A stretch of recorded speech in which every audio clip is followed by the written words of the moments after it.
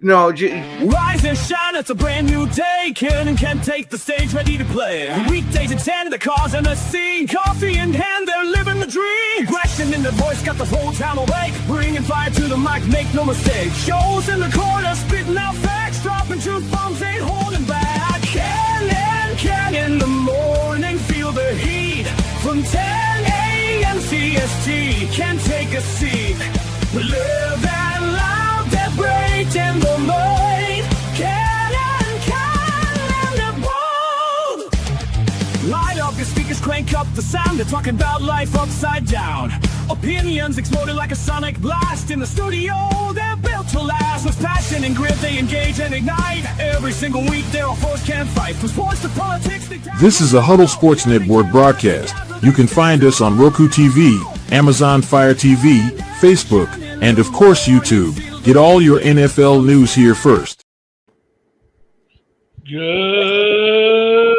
morning. Welcome to another edition of Ken and Ken in the Morning. Of course, got Ken, and there's Joe. Good morning, gentlemen. Good morning, everybody. Is everyone doing well today? Yeah, I was gonna say I'm breathing, so can't be doing that bad. Yeah. Doing all right. So we got week 4 starting this week. Oh yeah, and we're finally starting to get to where football really starts to matter. We're starting to figure out what our teams are starting to look like.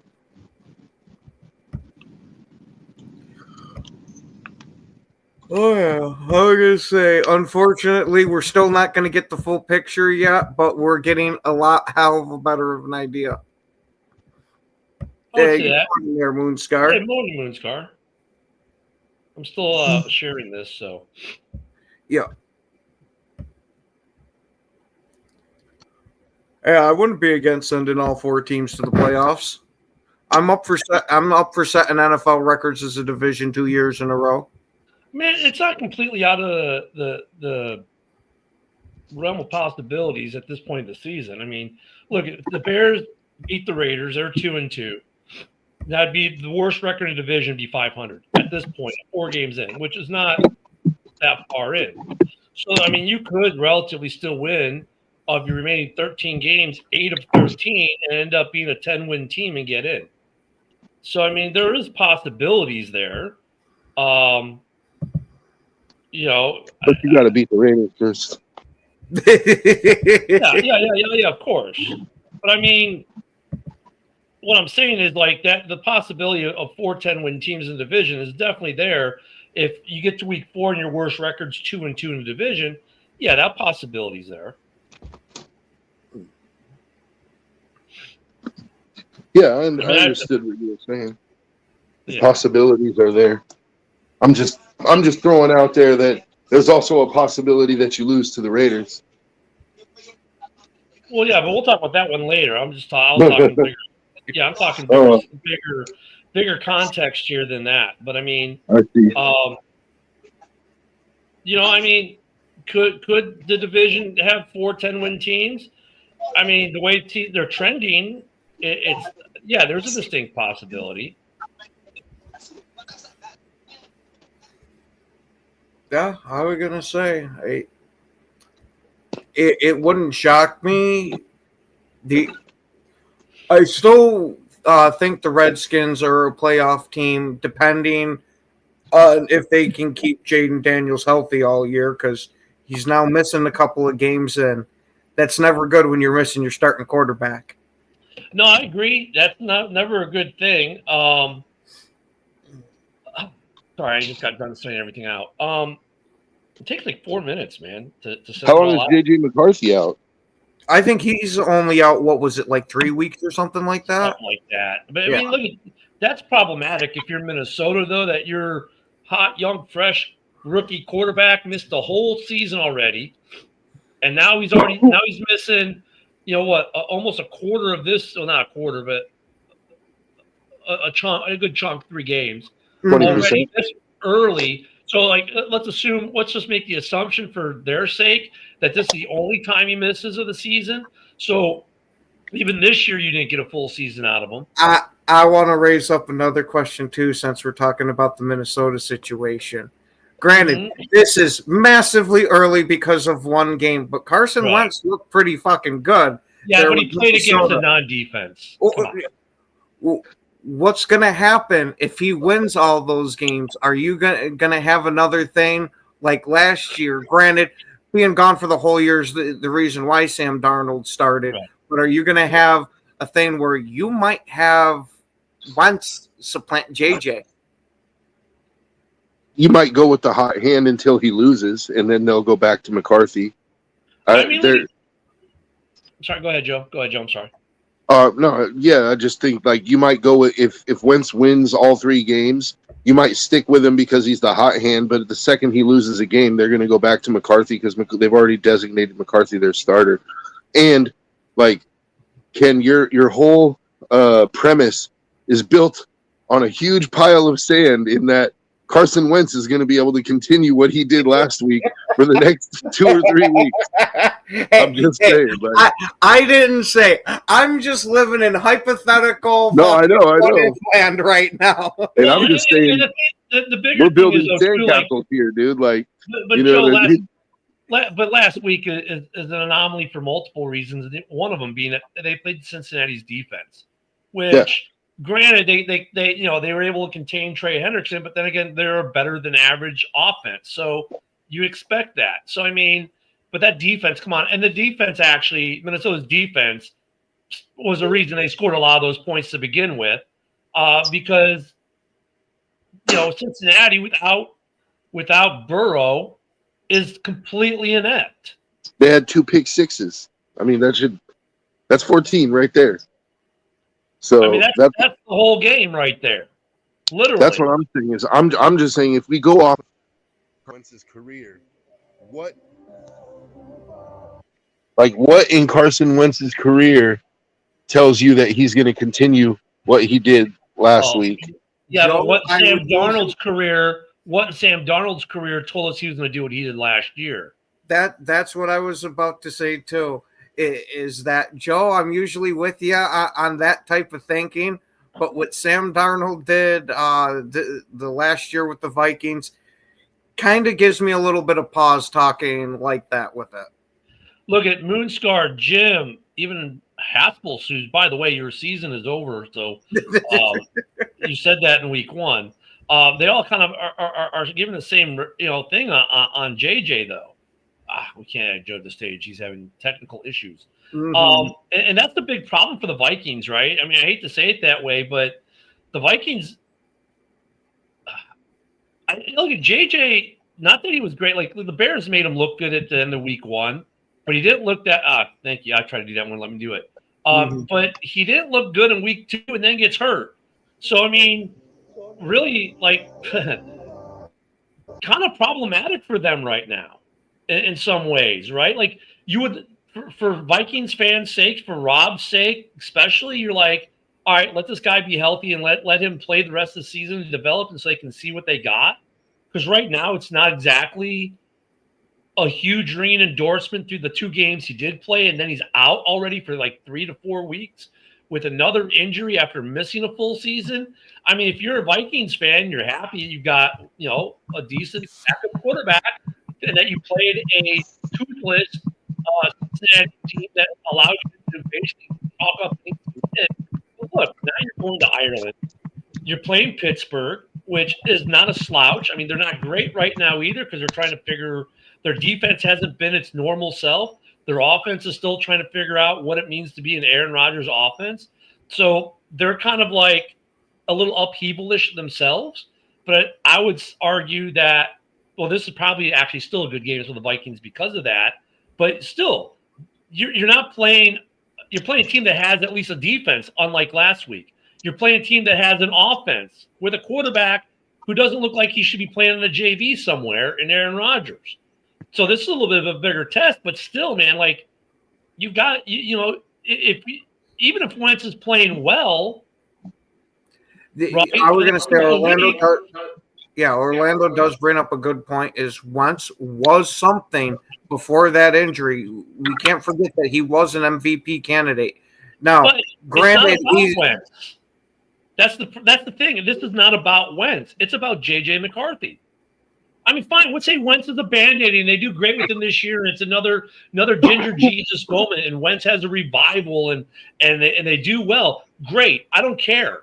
That's not what this argument's about. Now, I mean, the argument is, what is it about J.J. McCarthy now? What do the Vikings really do? Because you have now this quarterback that you took in the first round who missed the entire first year, and his 2 games he did play was a kind of a mediocre-ish 50-50 kind of response. Like, okay, where is he at? Because he is still a first-year starter, first-year player, developing, and now his development stunted again. Let's say it goes for the whole year because Wentz plays the season out.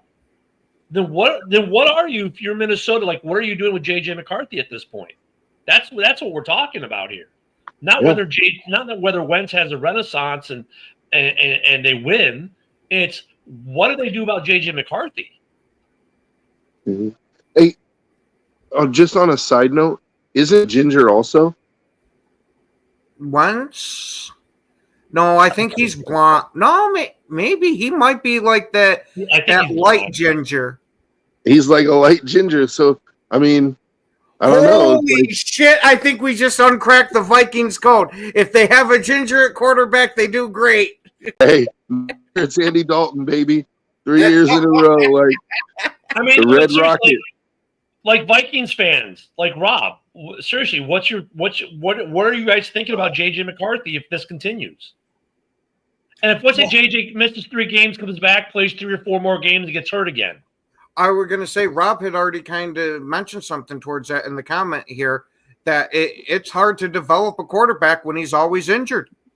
So does this mean we're going to be seeing the carousel of quarterbacks in Minnesota for a while? I mean, because like, is Wentz going to be re-signed to be their guy next year? They're going to spend the big money, which they've been avoiding doing. Because look, here's what you're getting to. As we bring Broski up, you're going to get to a point in Minnesota with JJ, if this continues like similar but different to what Green Bay had with Jordan Love. You're going to get to a contract situation with JJ McCarthy. We're going to make a decision, but you're going to have no game date. You're not going to have anything or you might have one full season to base it off of and a little pocket here and there, which would be a little bit more than Jordan Love. But unlike Jordan Love, you'll have a lot of injury history. I was going to say, it sounds kind of like how Aaron Rodgers' career went when he was behind Favre. Because the first, 2 or 3 years of his career, he got put on injured reserve. It was so much that when we went from Favre to Rodgers, I thought to myself, and granted, this was an ice cold freaking take after, is that we're going from Iron Man to Gumby Man.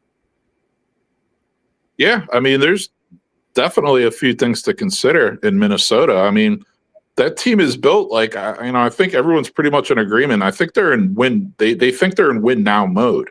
So, starting a rookie quarterback when you're in win now mode, that's one thing. That's one decision you have to kind of question a little. And it's okay, so they're all in on JJ. So that's fine. But then, here comes the other part of it. Well, JJ can't stay on the field. So that's a huge issue. And now you have to start factoring in, well, if we bring JJ back or we bring him back too early, then is his play really going to suffer? Oh, we actually got a glimpse of what Wentz can do. Geez, he really seems like he knows how to step in and run the team, probably even a little bit better than JJ can at this time. So, and then you have to see how long this whole injury thing draws out for. So, yeah, they have a few things to consider.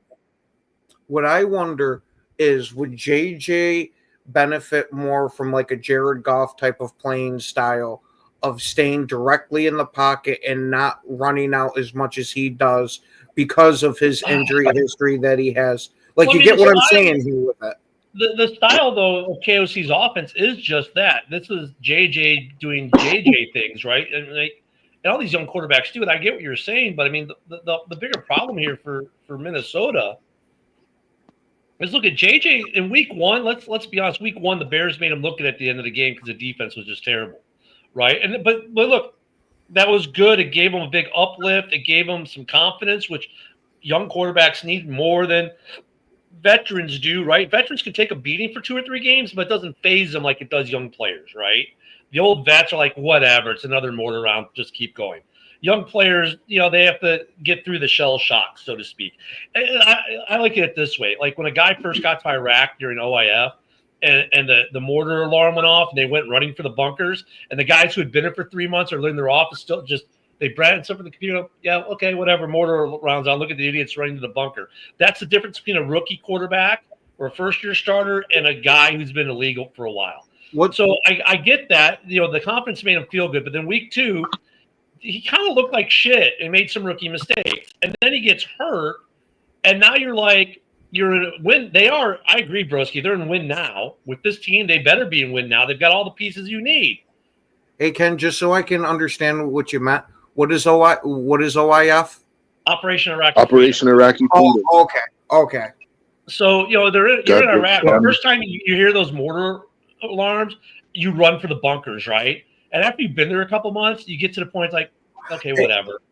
Granted, nowhere near the same scale, but I can kind of get what you mean with us having the nuke plant here and how they'll randomly test the alarms. When you live here, it's just, okay, they're just testing the 9 mile alarm.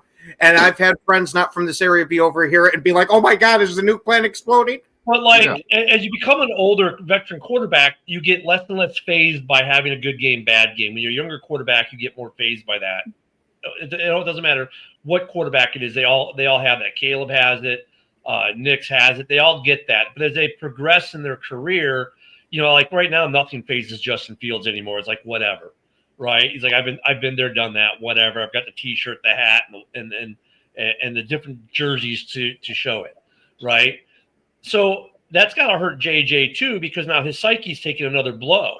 Not only did they play like shit in week 2, now he's hurt again. And I would also point out. Go ahead, Joe. I just point out that you're not going to get JJ to stay in the pocket like that. Like, he didn't stay in the pocket like that. Michigan.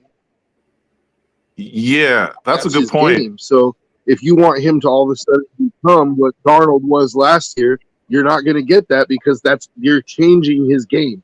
You drafted him because you liked his mobility. Like, everybody in that draft knew that McCarthy wasn't the best passer, but he had other intangibles that made him a worthwhile prospect, right? Like, so now you're going to take away one of those intangibles that made him a worthwhile prospect and try to change his game. I don't see that being successful. Yeah, that's what I was going to touch on, Joe. I mean, that's a very valid point. I mean, J.J. McCarthy was not known for his arm in college. He was known for his feet. When he had to make a clutch play, it was with his feet.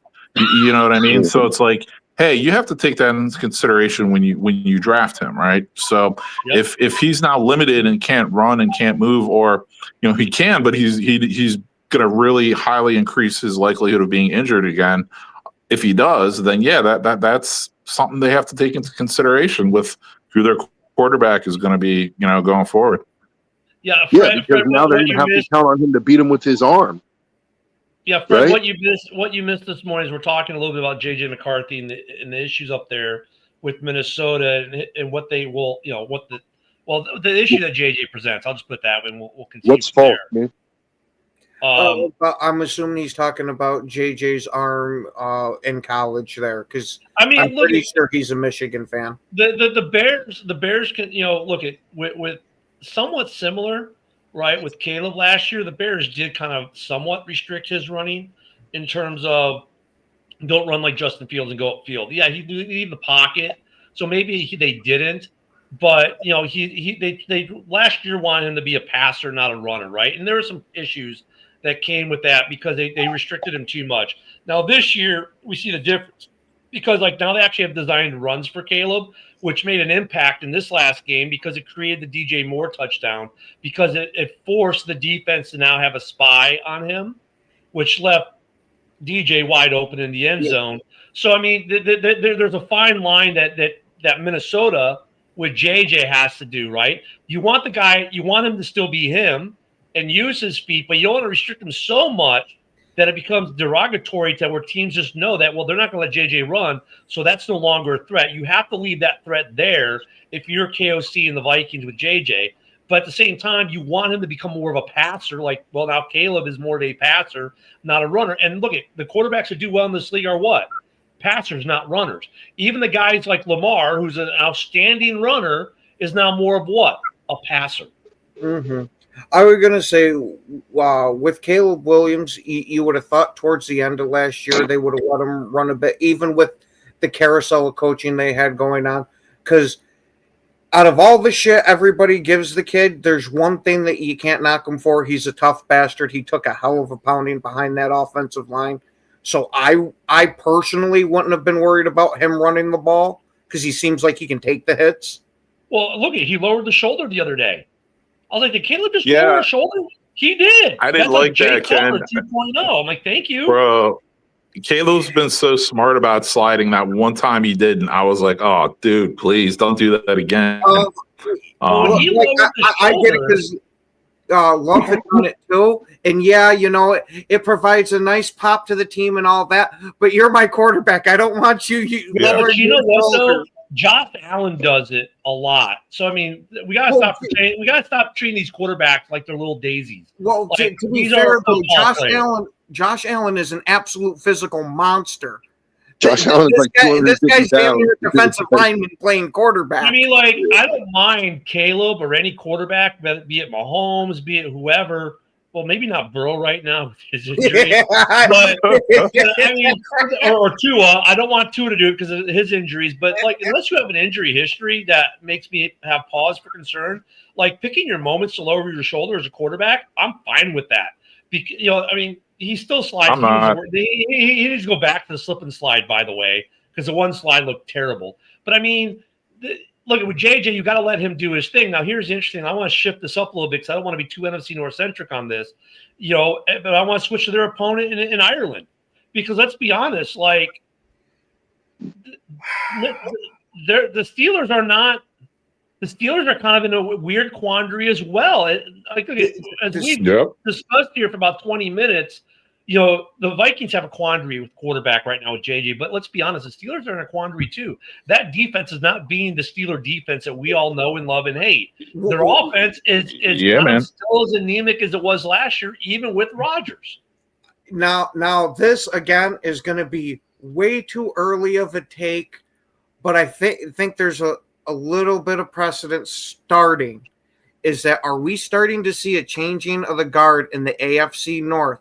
Because you're now seeing the Steelers and the Ravens that are both built on defensive supremacy starting to take a major step back in that area.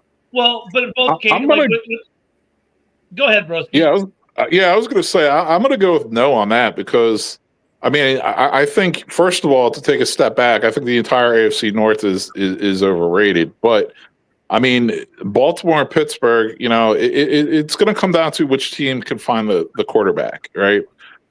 And I can't consider Joe Burrow that quarterback. He never plays. So I can't really consider Cincinnati. I can't consider Cleveland. Okay, their fans, their fan base is loyal. They're tough at home. They have that tough defense. They have Joe Flacco at quarterback. I'm not really going to consider them. The Steelers, it's like, hey, you know what?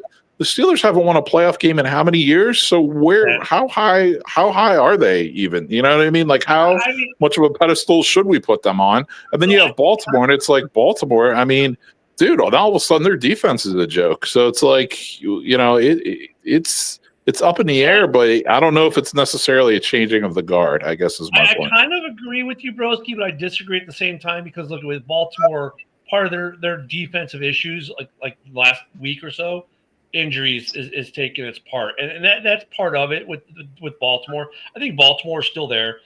Cleveland's not a joke. If they had a better quarterback than the guy who's there mentally, but his body's betraying him, then yes, Cleveland would be a much better team. They probably have the best defense in the league right now. But Pittsburgh is interesting to me because Pittsburgh has most of its pieces. Hayward's still there. Watt is still there. They've got some good guys in the secondary. Their linebacking core is still good. You know, it's early in the season. Maybe their defense is just heating up. But I think last year their defense was still there. Their problem was offensively. And this year through the 3 games, we've seen a little bit of both. We've seen some of the defense being there and carrying them, but then we've seen, in fact, the defense is still carrying them more overall than the offense is. But here now you have an offense with Aaron Rodgers, who should have been an upgrade, you would say, from Justin Fields, who we barely beat and got lucky in beating him, and yet they're still kind of where they were last year with a supposed upgrade at quarterback. Because I think a lot of the Steelers' issues goes down to the trenches for them, is that their offensive line has been giving up quite a few pressures this year, and then their run defense is freaking atrocious right now. I mean, it's not like the worst run defense in the league. Like Bears run defense. But it is atrocious compared to what their run defense usually is. So this will be interesting for Minnesota, because maybe, I mean, we're not going to answer the J.J. McCarthy question. Maybe the Steelers can start to answer some of their defensive questions at least. I don't look at, they're going to, with that offensive line, like you just talked about, Ken, Aaron Rodgers is going to have a day. But look at Aaron Rodgers, knows the Vikings, really well, obviously, after years of playing against them. It's going to be an interesting game in Ireland. But what really, when you look at the Steelers, like for Minnesota, the question's simple. It's the quarterback situation. I think I'm not going to say I speak for Vikings fans, but Vikings fans are going to say we're good with Wentz this week in Ireland. Now, when we flip the coin, though, you look at the Steelers. What are Steeler fans saying? Are they feel that they're in this game? Do they feel they're going to win this game? What's their issue?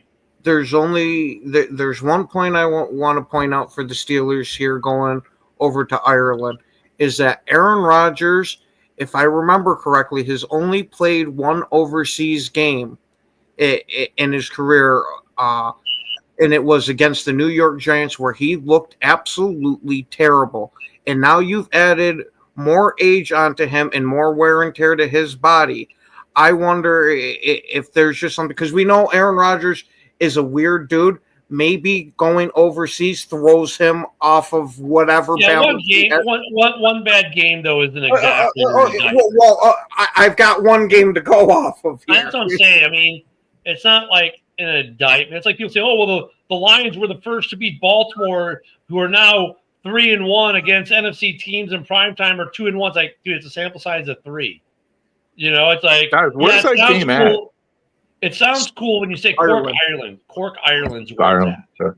So, Okay. I mean, but for the Steelers, though, I think they have more questions. Like, their defense has to – this is a good opportunity for their defense to step up with – granted, it's a veteran quarterback, but this is a good opportunity for them to step up. Also, no Jones. Jones is still out. But you know what? Guess who comes back pretty soon? Oh, JJ? Not JJ. Addison. Oh, yeah. Doesn't he come back this week? I want to jump in on this too, on this North thing, because I think what you are seeing, I think you kind of are seeing a changing of the guard, but I don't think it's philosophy related. I think it's player related. Like, the Steelers have quite a few veterans on their defense that are older players, and the Steelers this season have changed their philosophy somewhat. Like, the Steelers have always been a run the ball, play good defense team, right? Right. And now with Rodgers, they're throwing the ball a lot more, so they're not chewing up as much clock as they used to. And these older players might be getting more tired. Baltimore, I think it's a player issue as well. Like, their defense has traditionally been good, but like, one of the captains of their defense, Marlon Humphreys, that dude shouldn't even be on the field at this point.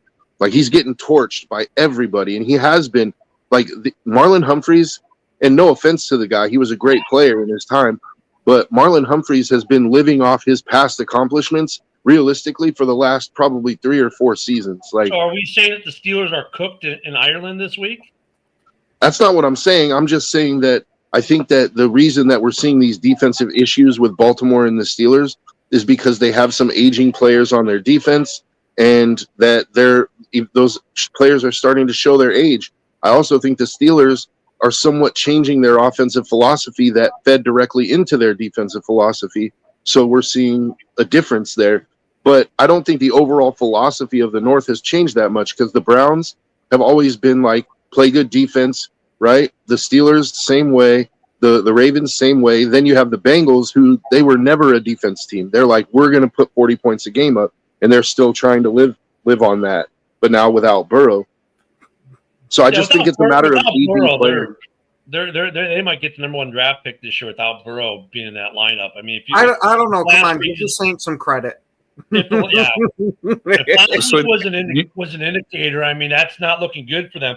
But and the Browns, like, honestly, dude, the Browns, like, they should be calling Atlanta right now and say, look, you're going to eat a lot of this contract, but we're going to give you a draft pick. We'll give you like a 3rd rounder or a 2nd rounder for Kirk Cousins, but you're going to eat part of that $27 million and make that work if you're Cleveland. Because if you do, Cleveland, I could say might be. I get what you're saying, Ken, but I think that they would actually be better off getting themselves some wide receiver help, because I think with Flacco with that defense, that even if he does make a mistake because of his age and not being able to get it where he wants, that having a big-time receiver with him, or even somebody that's just damn good, that would propel the offense more than putting a quarterback in with those shitty. No, but the problem with Flacco is he's got guys like, okay, Jerry Jeudy, he's not a world beater, but the guy gets open deep, and Flacco can't give him the ball. Mm-hmm. Right? It gets picked off. That's a problem. They need an arm. And honestly, Cousins has the arm to do what they need to do right now, because Cleveland right now, that defense is so good. If they had a stronger quarterback, Flacco mentally knows what to do. Right? The guy's smart. He knows what to do, and you can see he's trying to do it. His body is failing him. His strength is failing him because of his age or whatever. I mean, granted, look, this guy said, I'm retired. I'm on the couch, until they brought him back 2 years ago. I mean, there was a reason he sat on the couch. He knew his skills were diminishing as far as what he could physically do. Mentally, he's as sharp as he ever was, or better than he was when he was like with the Ravens and stuff, or with other teams.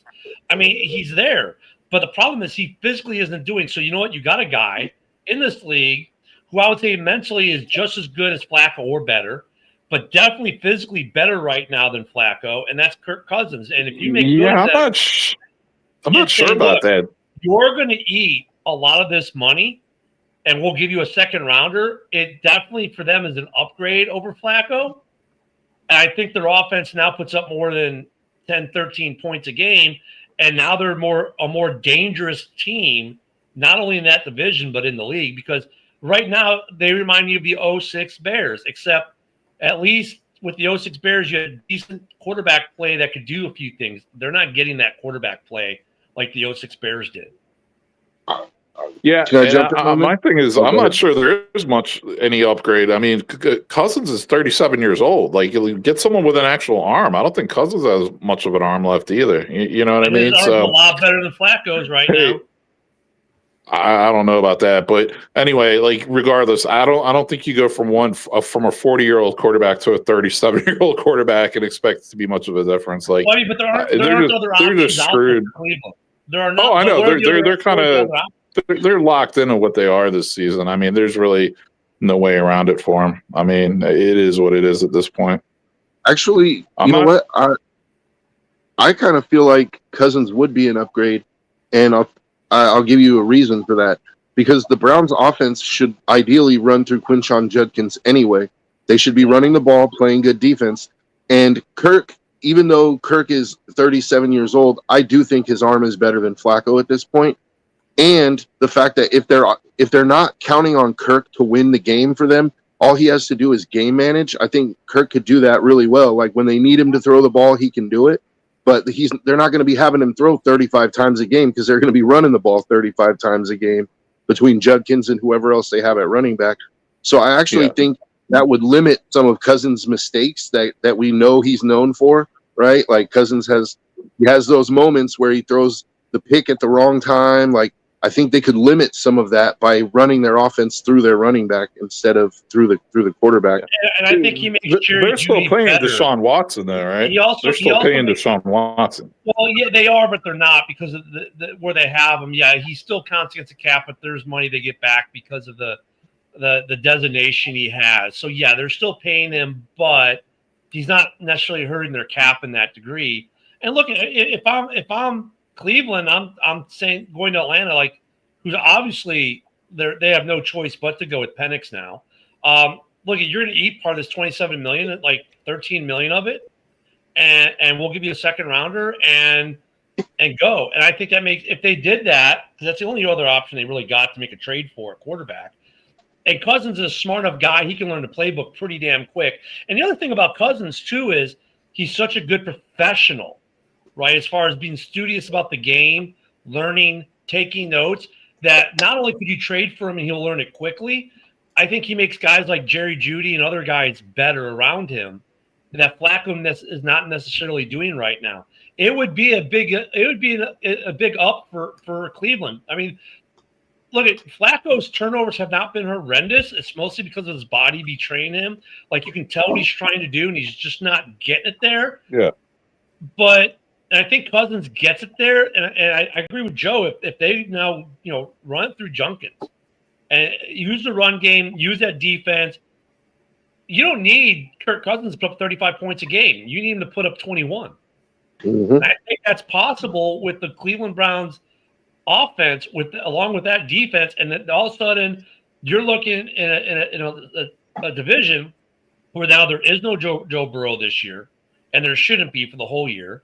You're looking at a Pittsburgh team that is either just slow to start right now or can't figure out its identity.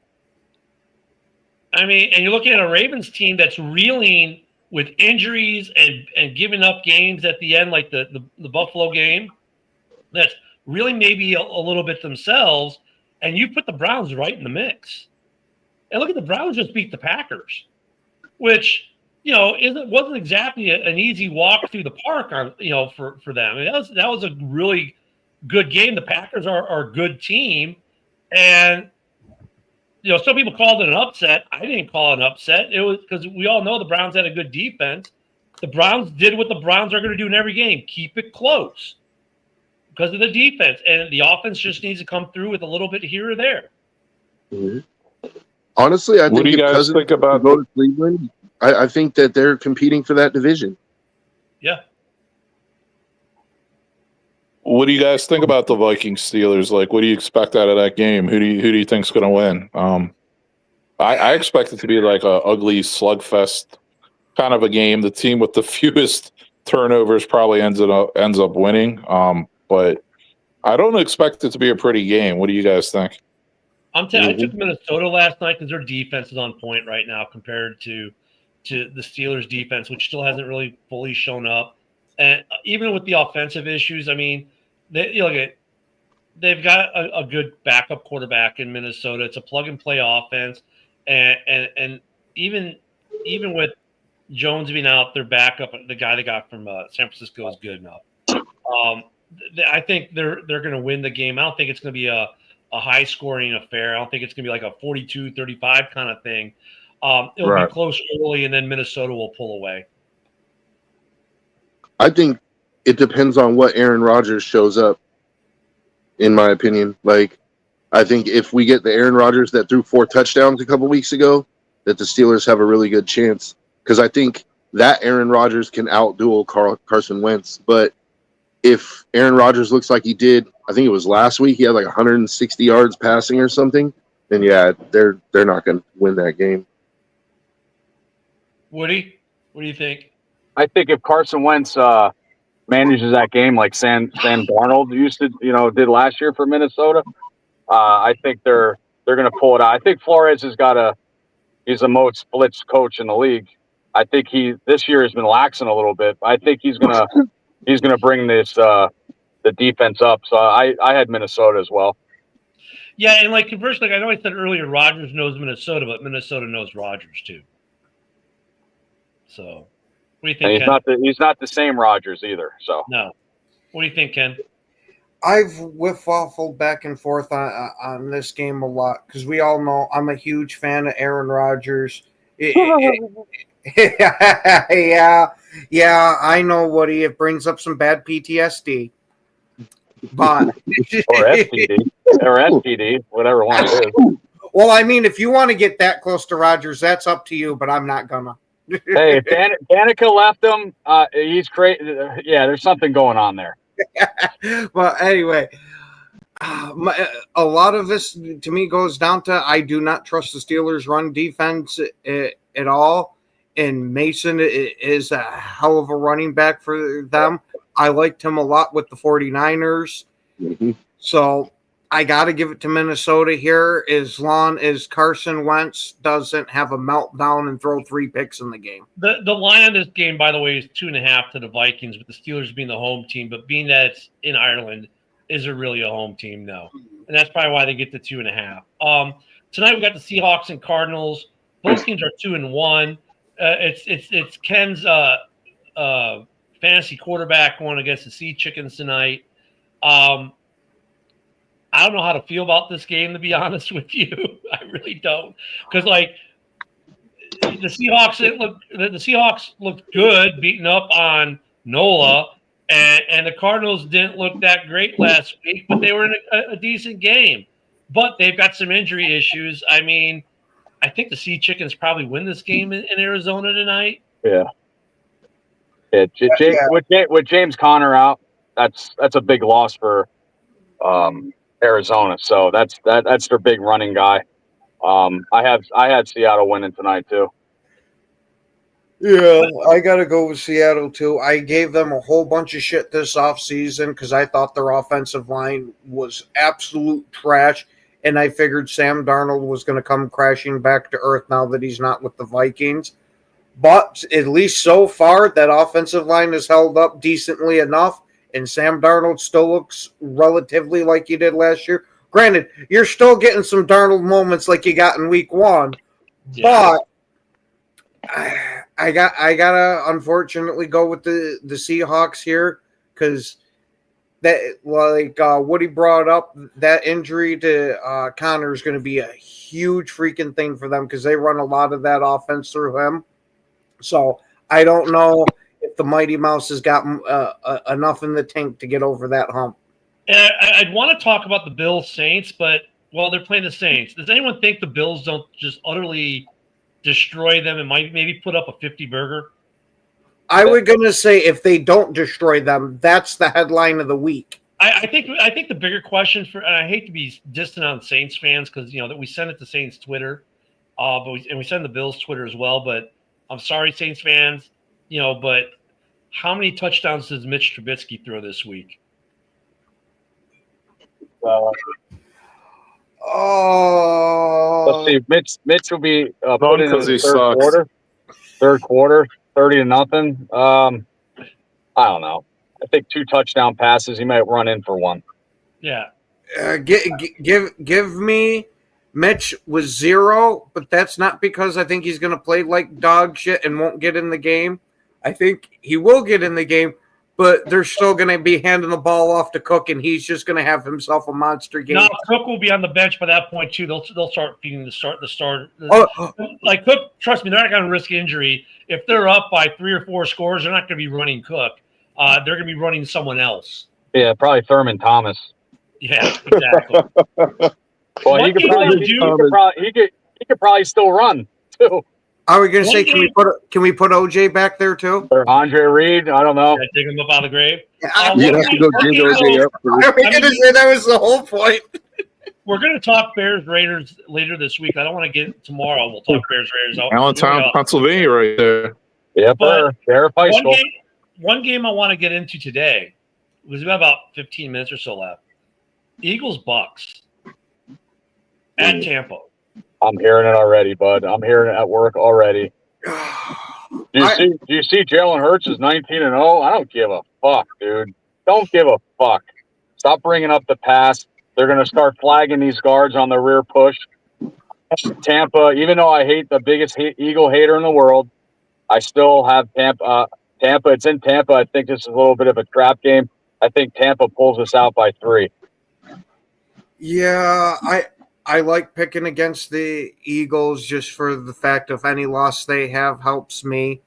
But with this game and how they had that come from behind victory last week, I got to give it to Troy Aikman 2.0. I think Jalen Hurts wins. Troy Aikman 2.0. What do you think, Bro? Well, I love saying that to Eagles fans because it pisses them right off. What do you think, Broski? That's a tough one right now. I need to. Nope. Right now, broski. Right now. Let me help you a little bit. Godwin out, Evans in, and they're getting their other big guy back. I thought I just saw yesterday that Evans was going to be out. Or is it Evans out, Godwin in? They've lost. Yeah, I think Godwin's back this week. Okay. Yeah, Godwin's back this week. Maybe I flip flop that. So they lost one, they got one. They still got Mbuka. They still got Bucky Irvin. Yeah, they still got. They still have weaponry. Put it that way. Who did the Eagles play last week again? The Rams. The Rams, Yeah. and they came back and won. I still think the Rams in the NFC though. The Rams probably should have won that game. It was, what a weird week last week with special teams. Baker, though, 3 weeks in a row has had the fourth quarter, final drive, comeback king, whatever. I mean, Baker's getting this mystique, man. I always say Baker's going to do Baker things, and he's been doing it. I think they do it again at home against the Eagles. I sure hope they do. I'm fucking hoping, dying, and everything they do. I mean, look, if the Falcons lose again this week, which they probably will, the Saints lose again this week, which they probably will, Carolina loses this division, it just belongs to one team, and that's Tampa. Yeah, and I was the one that picked Atlanta to win this division this year. But what the fuck? Atlanta's a whole nother kit and caboodle bag to talk about, where they screwed themselves coming into this season with their quarterback choice, I think.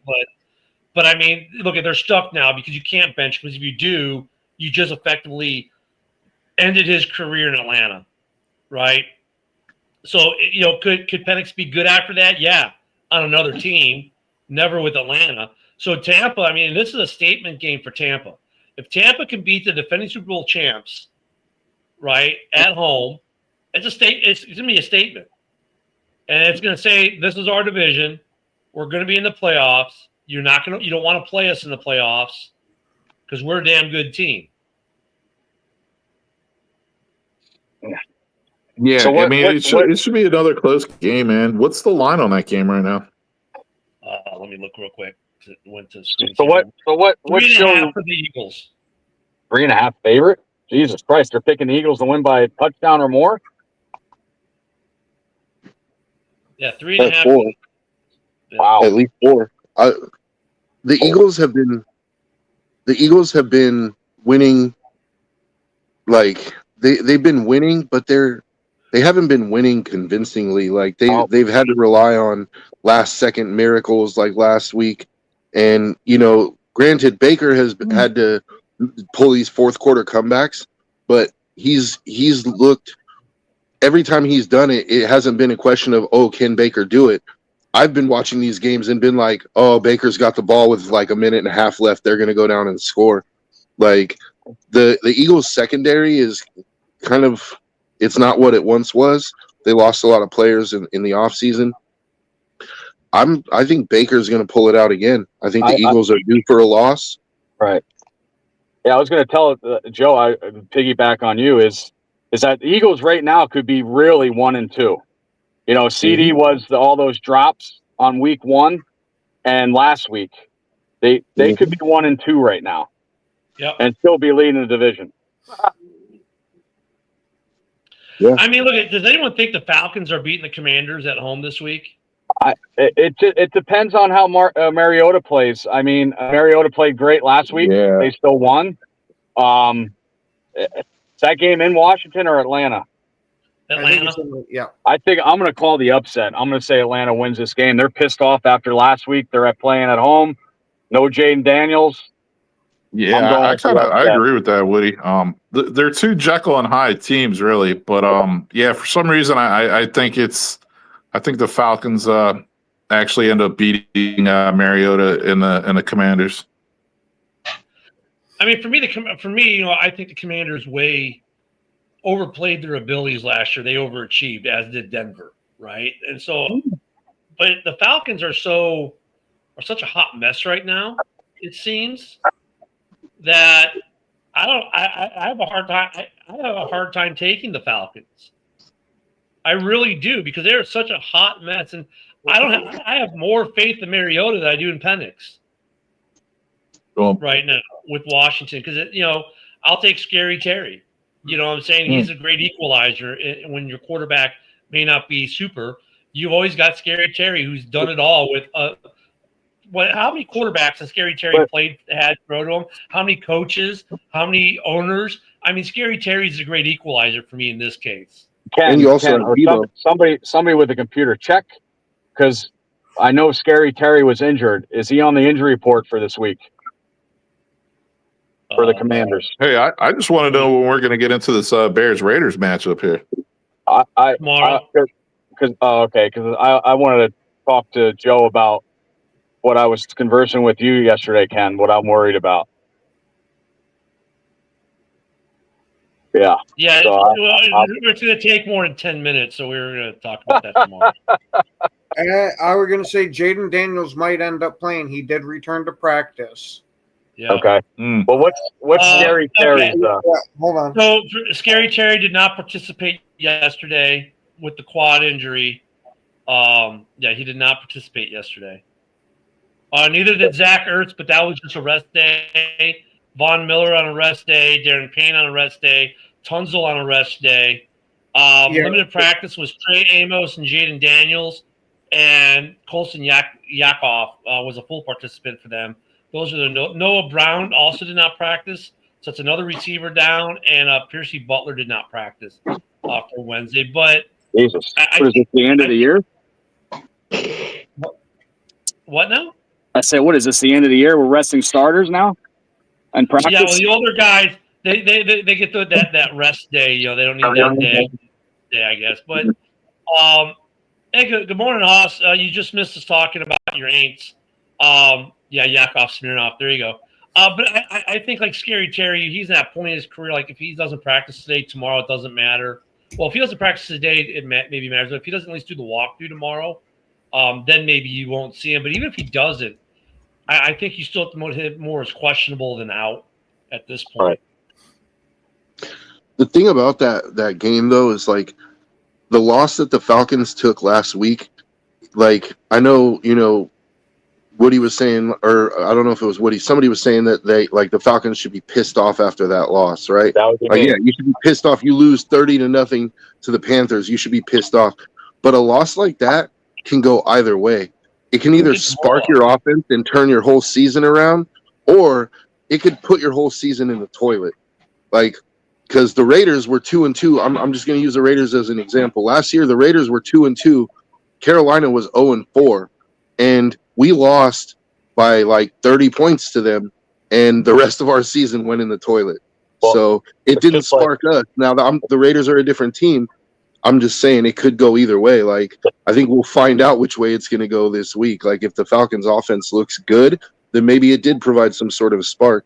But if the offense looks bad, then it's like they might have already packed it in, dude. Well, the Bears fans know all about that with the Fail Mary. Yeah, that's all. I mean, Penix is not having a good season for them at all. I mean, look at his best completion percentage was actually week 1. Yeah, against Tampa. Against Tampa, 64%. And since then, he's gone downhill. He's only got 2 picks, which was last week against Carolina. That's good. But he has 1 TD on the year. 1 touchdown on the year. 1 passing touchdown on the year. Think about that. His longest throw was a 50-yarder opening weekend. I don't even know what his QBR, because I'm just looking at straight stats, but his QBR's got to be in shit.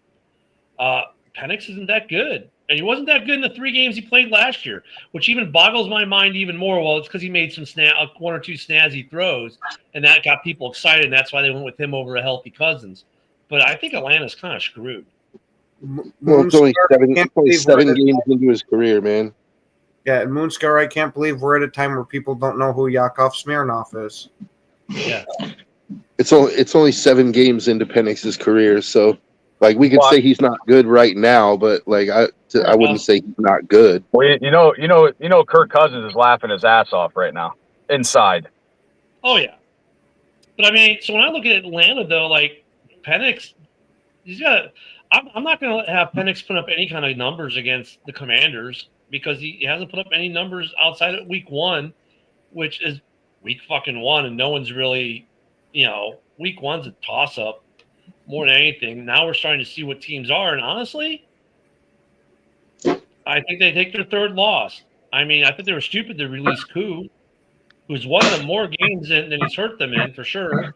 And I don't trust Penix against Washington's defense. That's why, unfortunately, I took the Commanders. Even though I think the Commanders are an overachieving team, but when you get games like this Atlanta game, it's like it's kind of hard not to take. Who's rapping? That's a good beat. I say this has been a crazy year with these upsets and shit. That'll be my upset of the week. Is that really an upset though, Woody? I mean, we're week 4. Yeah. I mean, the first couple of weeks, I don't know if I call anything really a big upset. The first couple of weeks, I'd say surprising because of how we feel about teams going into a season. But now we've got 3 games under belts. Is it really an upset? Because we know the Falcons aren't that good. We know the Commanders are a decent team that overachieved last year. Is it really an upset? I mean, I look at the Commanders are the favorites in this game. Vegas has Commanders winning this game too. So would it really be an upset? I think so. I mean, last week when they got beat by Atlanta or Carolina 30-0, I thought that was a pretty good upset. I would agree with that sentiment more. Yeah. So tomorrow we're going to talk about Bears Raiders, obviously, because I want to take more than 10 minutes on that game with Joe and of course, Woody. Hopefully you'll be here, and Broski, who had the duck out for work call, will be here. That'll be a fun game. It's a war week with us. So we've hinted about it a little bit throughout the week, but we'll talk more about that tomorrow. I want to hit some other games today for some of the other teams that we send out to. It's going to be interesting. So we didn't talk about your team today. We'll probably try to talk to them tomorrow. We'll talk Packers Cowboys too. That's a big game. We'll talk about that some tomorrow. Jets Dolphins could be interesting. Dolphins are the favorite right now, so it's going to be interesting. So we got some other games. Whoa. Yeah, without Field, yeah. Favorites. It's a home game, but it's a home game, and they're 2.5-point favorites. So take that for what you will. So I mean, we have some good games to talk about tomorrow, but I think it's interesting some of the issues we're seeing right now in week 4, like with some of these teams. And, the Ireland game, which I can't believe it's week 4, we're already getting an international game in Europe. That's going to be an interesting game to watch if we all get up extra early. Geez, Joe, for you have to get up at 6 o'clock in the morning to watch that game? Here it's 9:30. Hey, how bad is Fields' concussion? It's like to be out like 2 weeks in a row. That's like Brisker's will be out 12 games. Usually concussion protocol, it's a week and then you're back the next week. So that makes me wonder, how bad is this concussion? Dude? You should have Tua going against Fields to see who has a better concussion.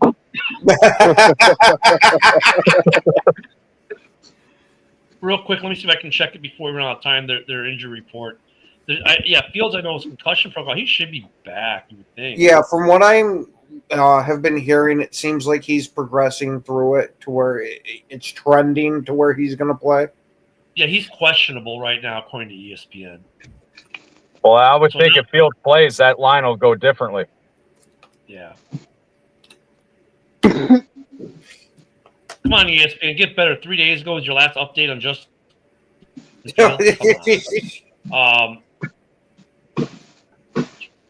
Yeah, we'll take a look at that for tomorrow. But thanks everyone for joining us today. Thank you, Woody, for coming on, of course. Broski, Joe, Ken, everyone in the comments. Some interesting games, good discussion. Something to watch out for, though. Definitely, I think we'll all be keeping our eyes on the Minnesota situation and actually Pittsburgh. Pittsburgh to me is intriguing, so we'll see how they work out here this week going forward. Look, guys, we're at the point of the season, and now we're starting to see what our teams really are, right? So let's see how what teams start trending more, keep trending north, what teams keep trending south. I think we're starting to get a little bit more of a sight picture, though.